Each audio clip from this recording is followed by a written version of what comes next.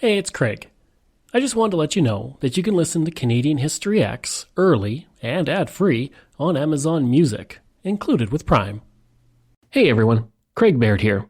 Before I begin today's story, I want to take a moment and ask that you check me out on Patreon at www.patreon.com/CanadaEHX. There are several tiers with great benefits, from ad-free content to t-shirts and other cool stuff. And if you're a fan of Canadian History X, make sure you check out my other shows, From John to Justin and Canada, A Yearly Journey. And don't forget, you can also donate directly to the show at www.canadaehx.com. It helps keep this show going. All right, on with the show. On June 1st, 1972, about 1,200 people eagerly took their seats at the Royal Alexandra Theatre in Toronto.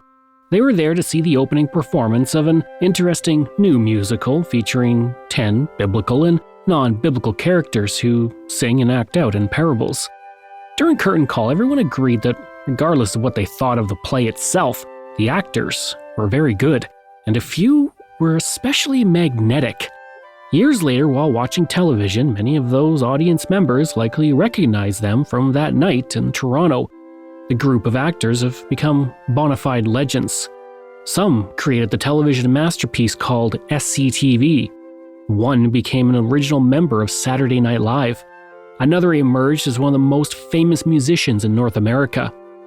Collectively, the cast that hit the stage that night is one big EGOT, as they have won multiple Emmys, Grammys, Oscars, and Tonys. I'm Craig Baird. This is Canadian History X, and today we're capturing lightning in a bottle that became Godspell.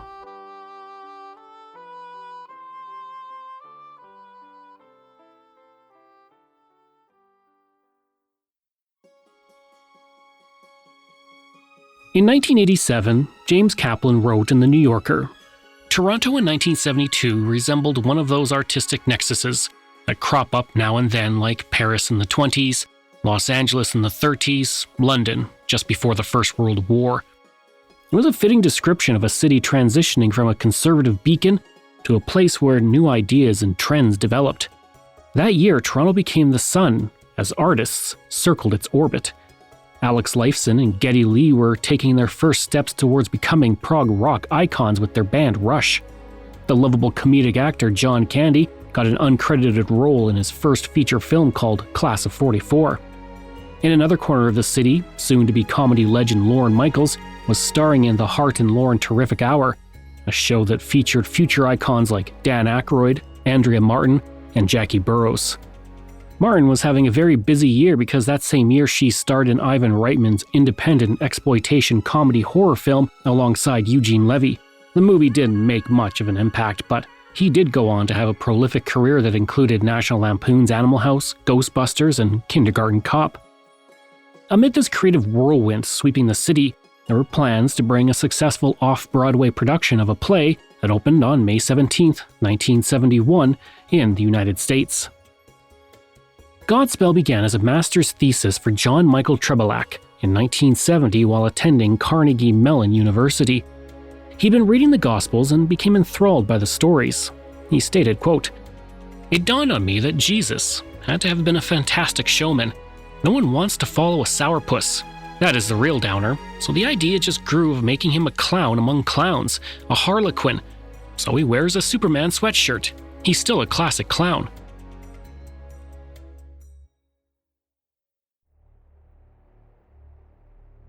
And so an idea was born for a musical featuring 8 non-biblical characters who sing and act out in parables. There's Gilmer, the silly storyteller, Robin the tomboy, Herbie, who is goofy but entertaining, the happy and excited Jeffrey, enthusiastic Joanne, clumsy Lamar, shy but loyal Peggy, and the dramatic Sonia. The leads were Jesus, John the Baptist, and Judas, but one actor plays both roles of John and Judas, and all 10 actors are on the stage for the entire production. The project by drama students then moved to the off-Broadway theater of La Mama Experimental Theater Club in the East Village of Manhattan, and to the attention of Edgar Lansbury, a Tony Award-winning producer and Angela Lansbury's younger brother. He liked the production, and he brought in Stephen Schwartz to rescore the show and set the music to lyrics from traditional hymns. It made its Broadway debut at the Cherry Lane Theatre in New York City on May 17, 1971, and then moved to the Promenade Theatre 3 months later for a 5-year run. The success spawned productions which opened in Melbourne, Australia on November 5, 1971, and 2 weeks later in London, England. The London production featured several unknown actors, including future Oscar winner Jeremy Irons in the role of John the Baptist in Judas.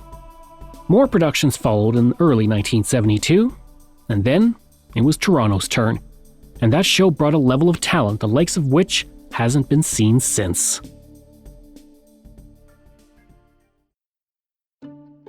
Enter stage left Honest Ed's. Even if you don't live in Toronto, you know about Honest Ed's. In 1943, Ed and Ann Mervish opened a dress shop on Bloor Street called The Sports Bar. 3 years later, the business expanded and became known as Anna and Eddie's. By 1948, Ed opened a bargain basement known as Honest Ed's. Called the world's biggest discount store, it went through several expansions, and Ed Mervish and his store became institutions. And he was also a very big supporter of the local arts scene. When his application to tear down a Victorian building to build a parking lot was turned down, the Mervishes rented it out at a low rate to artists. They turned the area into a community of studios, boutiques, and galleries, now known as Mervish Village. By 1963, Ed Mervish purchased the beautiful Royal Alexandra Theatre on King Street West. Known as the Royal Alex, the Alex, and the Rat, it was built in 1907 and is the oldest continually operating legitimate theatre in North America.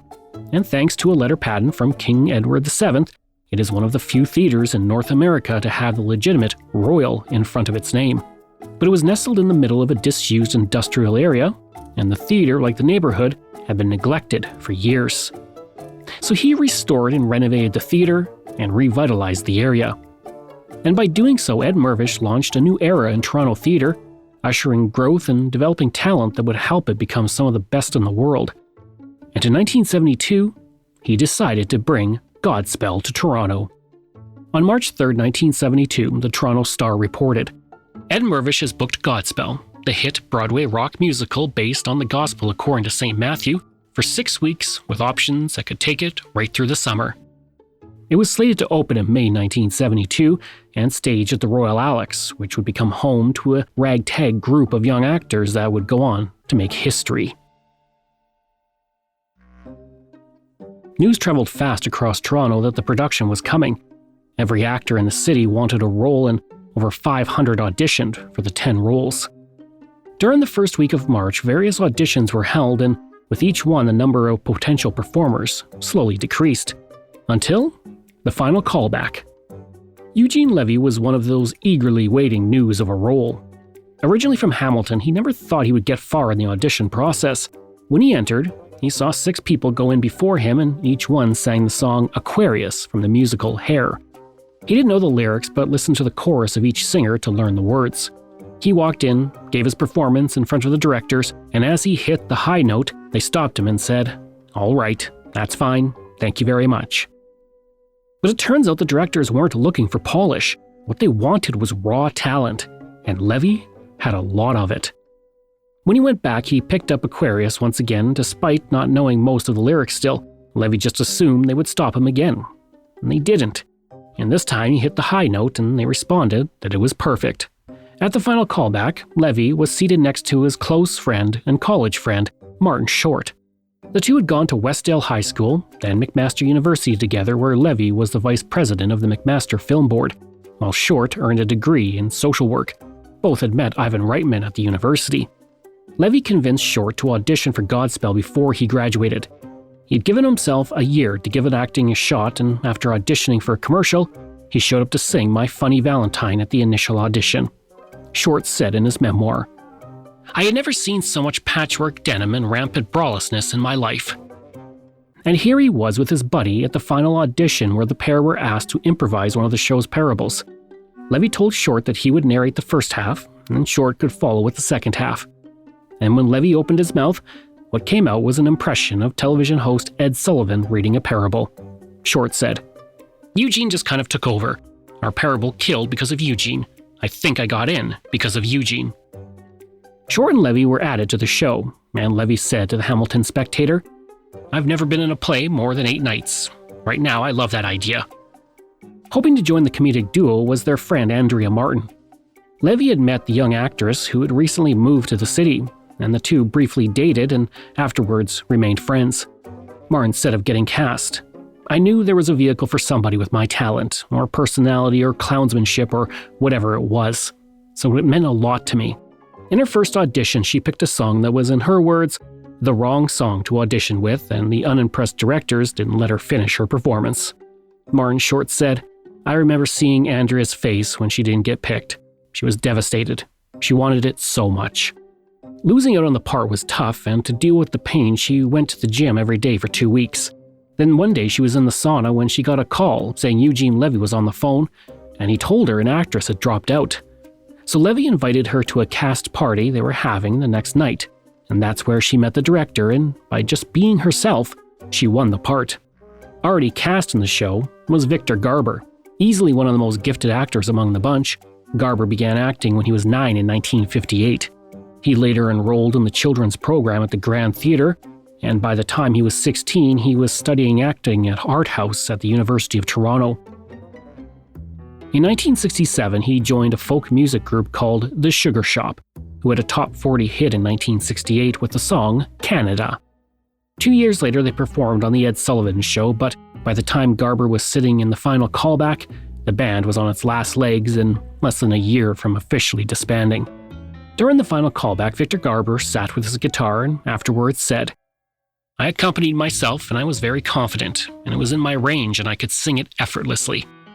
Levy said of his audition, "It's just gloriously beautiful and he hits an extremely high note at the end of it, and 100 people auditioning give him a standing ovation." It came as no surprise to anyone that Garber not only got into the show but was given the main role of Jesus. And accompanying the cast through the audition was a young man seated at the piano named Paul Shaffer. Born in Toronto but raised in Thunder Bay, Paul's father Bernard loved jazz, while his mother Shirley loved show tunes. When he was 12, the family went to Las Vegas to watch Nat King Cole perform. It was an experience that reframed Shaffer's life. He was a gifted pianist, and as a teen he played the organ in a band called the Fabulous Fugitives with his schoolmates in Thunder Bay. Later he joined the Flash Landing band that toured Western Canada. He studied music at the University of Toronto, but was ready for the next step. So to pass the time, he went to friends' auditions and accompanied them on the piano while charging $20 each. For Godspell, he played for 2 friends and impressed musical director Stephen Schwartz, who called him over and asked him to play the rest of the auditions, and said, "You seem to know all the songs, and this guy I have doesn't seem to." He did such an amazing job that day that Schwartz asked him to get a band together and conduct the entire show. Shaffer said, "I wasn't even there to audition. I was there making $20. I had never conducted anything." Schwartz said, "He was just one of the best keyboard players I've ever heard." One of the young actors he accompanied was a young woman in pigtails who also reached the final callback. Her name was Gilda Radner. Radner wrote in her autobiography, "It's always something." The notice said you had to act out a parable and sing a song you loved to sing. I worked hard on my audition and mastered my favorite song, Zippity-Doo-Dah. The directors loved her enthusiasm and clear talent, but also her undeniable charm. Shaffer said of her audition, "It was the cutest thing in the world, but she knew exactly what she was doing." So along with Garber, Martin, Radner, Levy, and Short, Jerry Salzberg, Avril Marie Chown, Ruby Webb, Valda Avix, and Jane Eastwood picked up the remaining parts. Directors cast Dave Thomas, another future star, as an understudy in what became his first stage role. And with so many amazing actors ready to hit the stage, you might be wondering if there were any notables who auditioned but were left out. I think there's one name you'll recognize: Catherine O'Hara. The comedic genius went on to great success on SCTV with Short, Levy, and Martin, followed by roles in Beetlejuice and Home Alone. Most recently, she coupled up with Levy and won a shelf worth of awards, including an Emmy for playing Moira Shit on Schitt's Creek. As Shakespeare once said, "All the world's a stage and all the men and women merely players. They have their exits and their entrances, and one man in his time plays many parts." And in this case, O'Hara would exit while the rest of the cast prepared for their debut in front of a crowd. The cast would spend the next 6 weeks rehearsing up to 12 hours every day, And while they did, producers worked on securing permission from the Liquor License Board of Ontario to serve wine to the audience in a symbolic communion just prior to intermission every night. Each performance used between 15 to 22 liters of wine. And when their attempts failed, they turned to grape juice for everyone. They also had to get permission from the government to use a champagne cork popper. In the show, the popper is used in a false bottom bottle from which colored streamers pop out. It seems innocent enough, but US-produced champagne cork poppers charged with gunpowder had been outlawed by a 1971 ruling and were considered unauthorized fireworks. With the cast ready rehearsing and the producers doing what they needed behind the scenes, it was time to put on the first show. On June 1, 1972, after a week of previews, Godspell opened to the public at the Royal Alex Theatre. Almost immediately, it was clear that something special was happening on stage. During intermission, hundreds of people in the audience tried to hug the cast. One unnamed critic only halfway through the show stated, "It was terrific." Victor Stanton of the Waterloo Region Record wrote, "The message of Godspell, the rock musical based on the Gospel according to St. Matthew, wasn't left behind when the opening night audience left the Royal Alexandra Theatre. Within seconds of a curtain call, a thunderous standing ovation was there to greet the 10 performers. They called the performers back onto the stage 5 times with resounding bravos." Herbert Witacki of the Globe and Mail wrote, "So much mime, charades, vaudeville routines, the game, animal impersonations, body puns, and a lot of ventriloquism have been brought into the play that you might have to see this Godspell several times before you felt you had absorbed all the dazzle." Even the church approved, and some clergymen were fans of the production and its take on the Gospel of Matthew. Reverend Ernest Marshall Howes wrote, "Godspell will not become the authorized spoken version of the New Testament, but it may well be counted one of the colorful renderings. If it is burlesque with affection, not with scorn, and in its own way it may embody a spirit vital to the Gospels." But not everyone was enamored, and not all reviews were positive. The Toronto Star wrote, "In general, the hoopla was more amusing than the Hosanna. For all its wide-eyed, even wild-eyed intensity, Godspell itself is elementally phony. It has a synthetic soul and a computer heart. Garber, an intelligent performer, suffered most as Jesus from the consuming fey holiness, and at least he didn't have the over-awareness of his own talent which tripped up almost everybody else." Victor Garber was excellent as Jesus. In fact, he was so good that just a month later he had to leave the stage to play Jesus on film. Before he left, Garber and Gilda Radner took pictures in an instant photo booth. She wrote on one of the photos over Garber's face, "I don't care, I got the movie." Garber said later, "I didn't want to leave, but it brought me to New York and that's where I knew I was meant to be." Schaefer was also asked by Schwartz to play on the movie soundtrack for the film version of Godspell. Schaefer didn't understand why he was asked when New York City had so many excellent keyboard players. Schwartz told him, "They don't hit the thing hard, that's what you do, that's why I like you." American actor Don Scardino, who would later play Jesus in the 1976 Broadway production, replaced Garber until May 1973 when Eugene Levy took over the role. The promotion came with a bit of a problem. You see, Jesus begins the show wearing shorts and socks on stage, and Levy is follically defiant. Producers worried his hairy body would shock children during matinees and asked him if he'd be willing to wax his entire upper body. He said, "I'm doing no waxing for this." So they compromised with Levy wearing a tank top. With so many gifted comedic performers on stage, improvisation was always a big part of Godspell, and in Toronto, there was no one better than Martin Short. As a youth, he had created an entire imaginary world in his attic where he portrayed characters in shows and whatever else came into his head. One night, Valda was unable to sing due to an illness. When she asked if anyone could take her song, Short volunteered. As they rehearsed, Short couldn't remember the words to the song, so he just started making things up. Jane Eastwood was seated next to him and said, "I laughed so hard I wet my pants." And as the performances went on, the cast made a game of making each other break with humor, and no one was better at that than Andrea Martin. During one performance, when they were all on stage in a circle, she told Martin Short to stop doing the opening speech like an Italian. He didn't know what she was talking about. And as he did the opening speech, he turned to Martin and saw a dinner roll lodged in her mouth. The audience couldn't see it, but every cast member could, Levy said of the incident.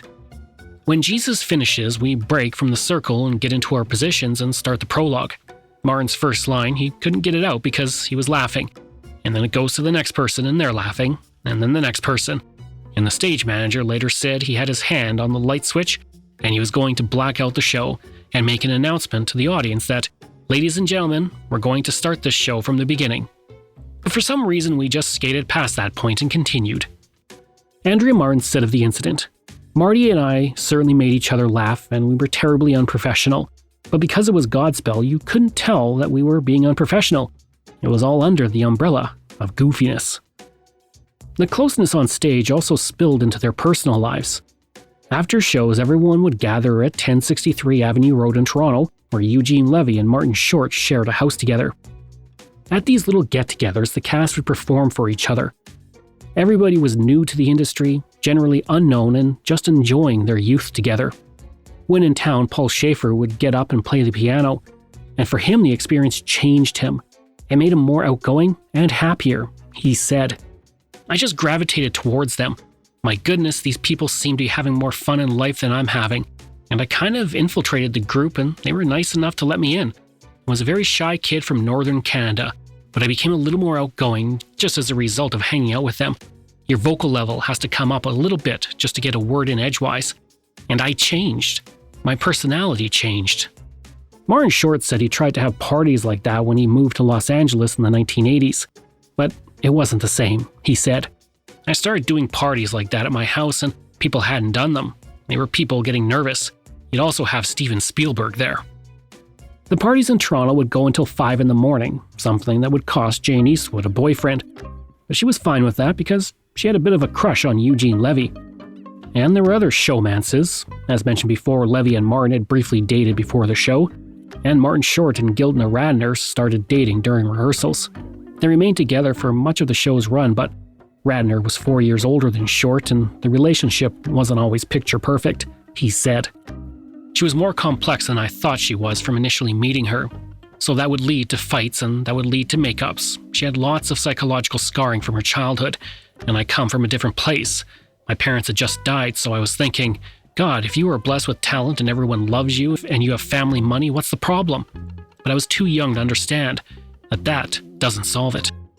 With so much positivity in the air, the Toronto production of Godspell, which was only supposed to run for a few dozen performances, extended its run.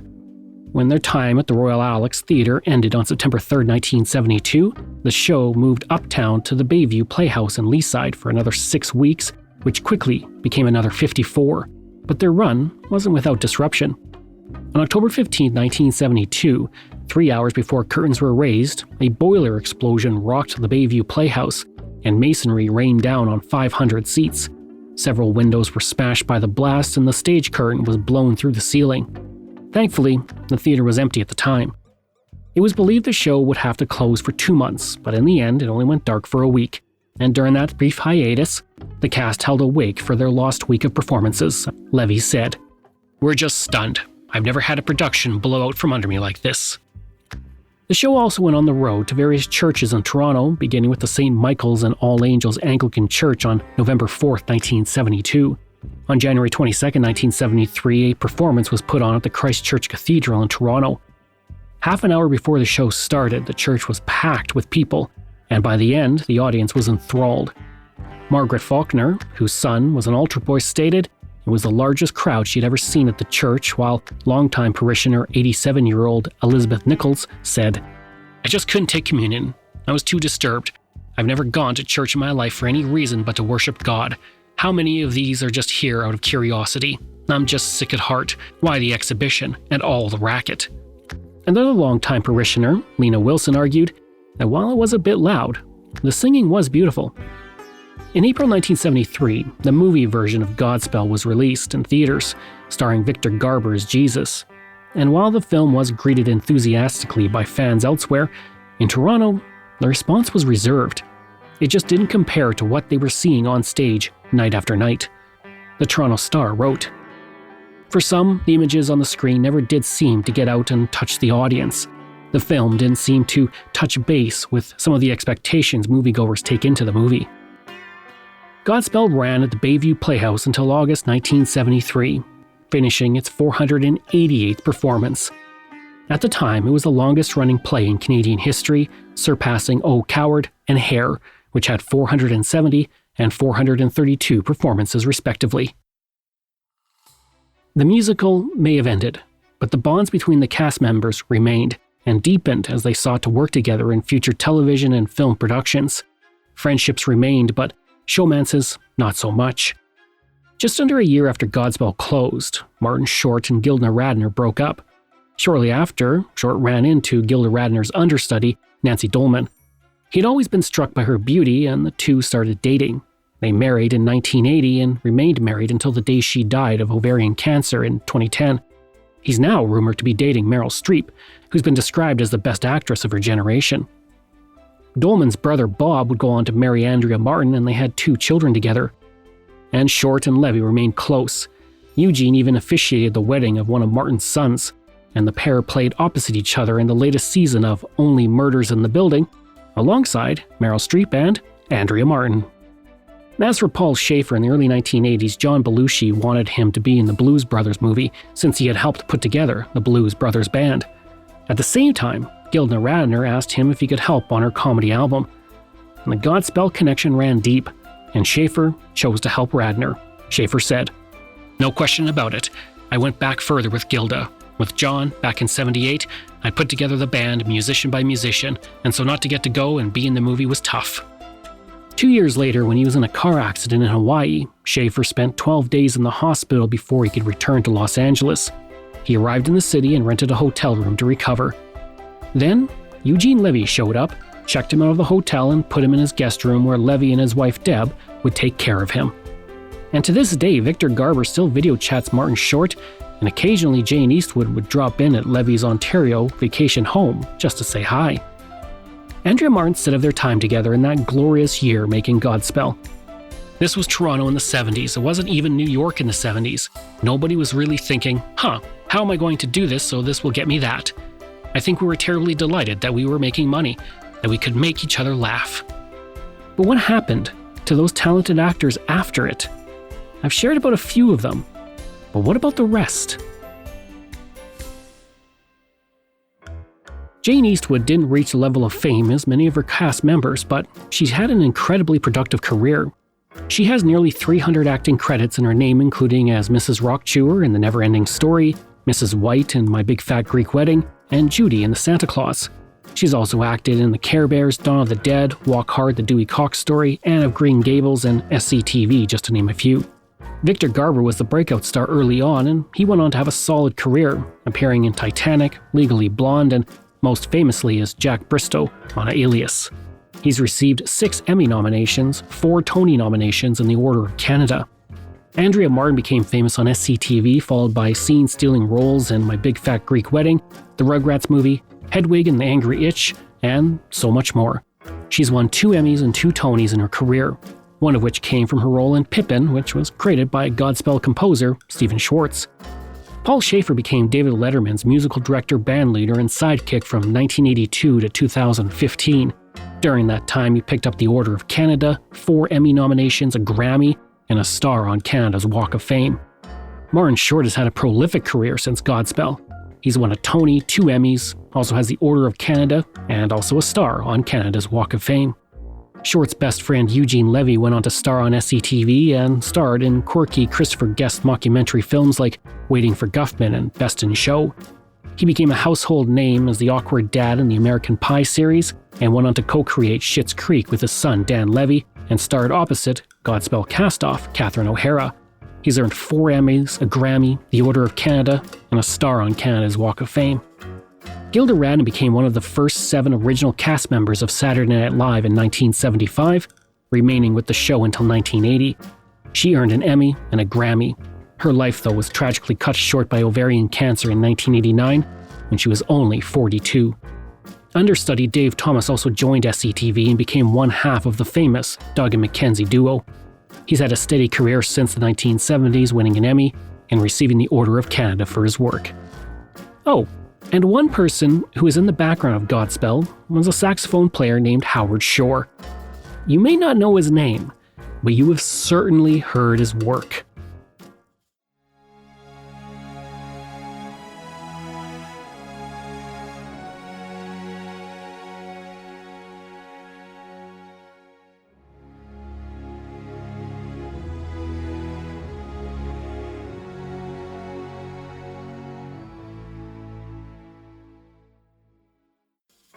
As you watch Lord of the Rings, listen to the way Howard Shore makes you feel.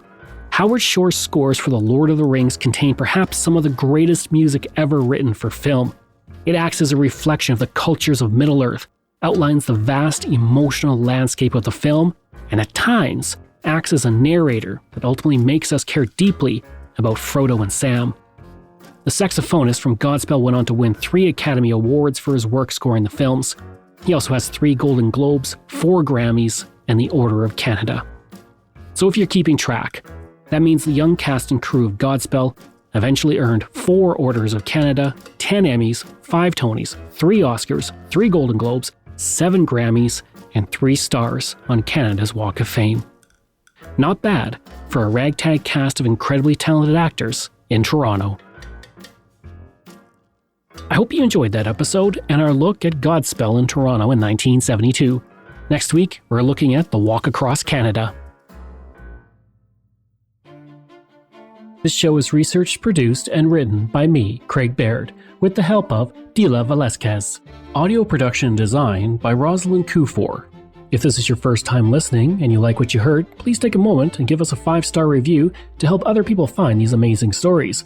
And there are so many for you to sink your teeth into. If you enjoy this podcast, then please check out my other podcasts, From John to Justin, Canada, A Yearly Journey, Pucks and Cups, and Canada's Great War. We love hearing from you, so if you have a show topic you want me to cover, email me at craig@canadaehx.com. Or stop by my website and social media. I'll include all of those in my show notes. Until next time, I'm Craig Baird, and this is Canadian History X.